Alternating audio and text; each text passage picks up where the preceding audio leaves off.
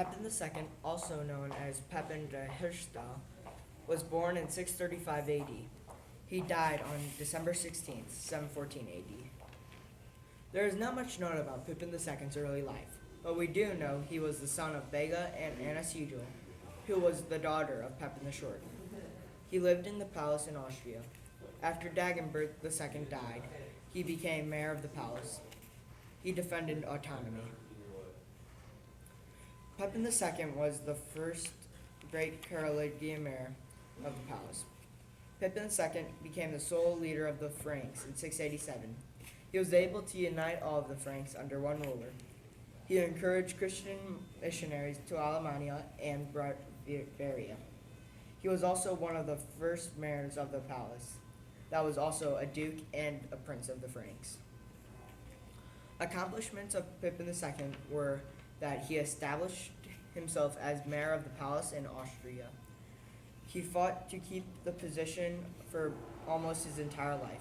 He defeated many of his enemies, like Ebron, the mayor of New Austria, and Thudric, the leader of New Austria. After defeating two of his biggest opposers, he kept Thudric III in power.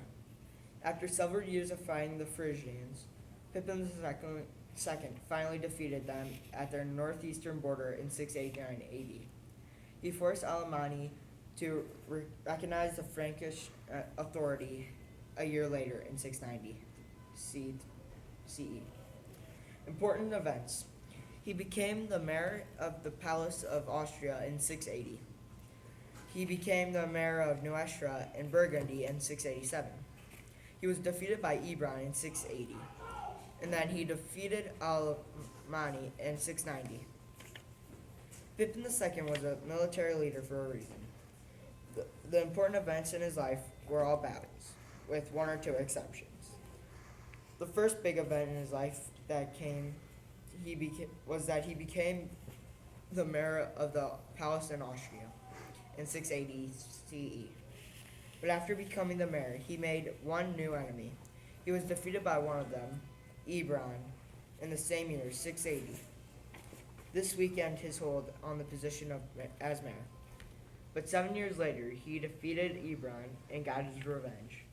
In the second year, he conquered New Austria and Burgundy, which were two kingdoms that he had been fighting with ever since he came to power.